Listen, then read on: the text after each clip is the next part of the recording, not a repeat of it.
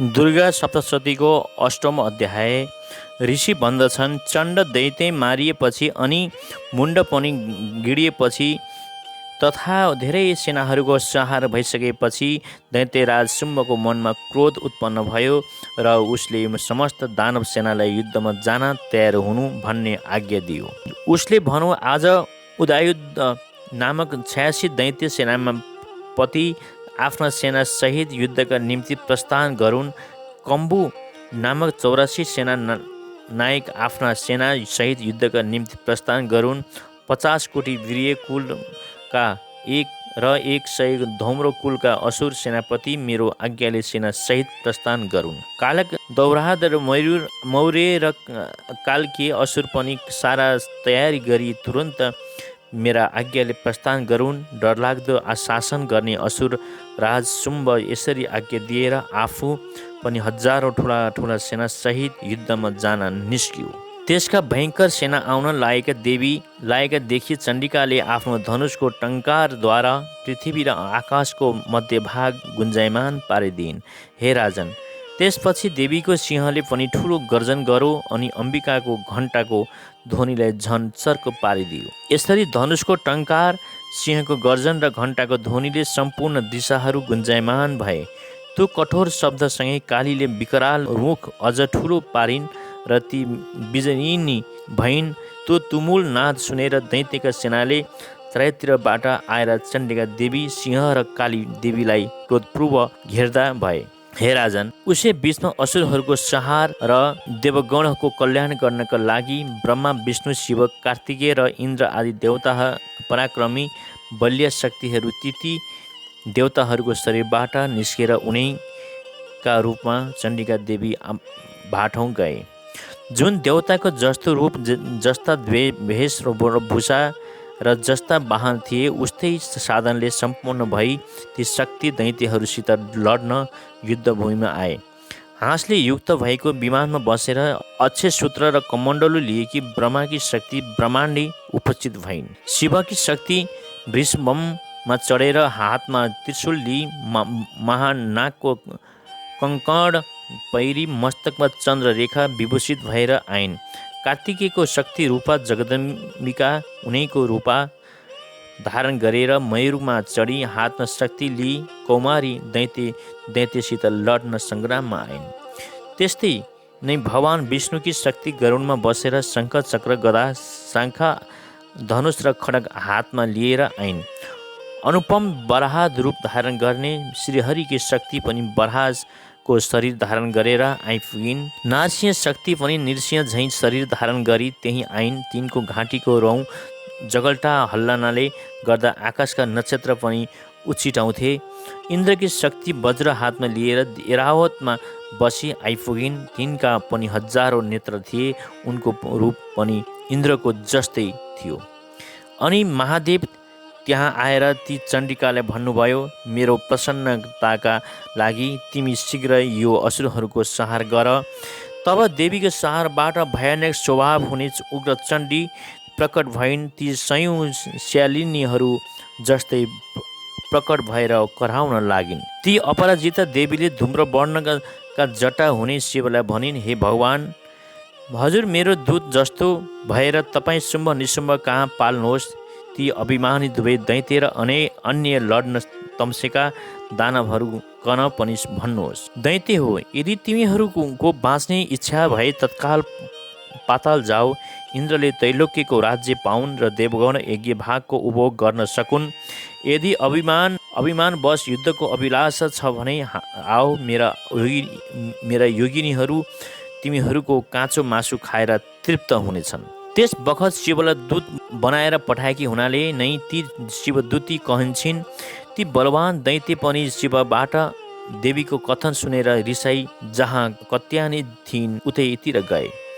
जहाँ पुग्न साथ उन्मुख दैत्यले देवी माथि बाण, शक्ति र दृष्टि आदि अस्त्रको वर्षा गर्न लागे।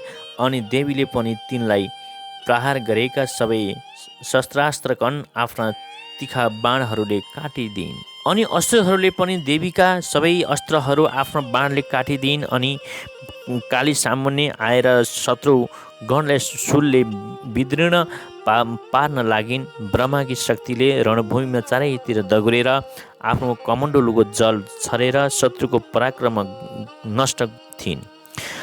माहेश्वरी त्रिशूलद्वारा र वैष्णवी चक्रद्वारा तथा कौमारीले शक्तिद्वारा दैत्यको सार गर्न थाले। इन्द्रकी शक्तिले वज्र प्रहारमा द्वारा अनेक दैत्य दानवलाई मारेर पृथ्वीमा सुताइन्। बाह्रै शक्तिले अनेक शत्रुलाई थुतुनुले हानेर नष्ट पारिन्। कति तिनका दाराका प्रहारले शक्तिद्वारा छाती विदीर्ण भई ढले। नारसिंह पनि अनेक दैत्यलाई आफ्ना नङले विदीर्ण पारेर खाँदै र सिंहनादले आकाश गुन्जायमान पार्न लागिन्।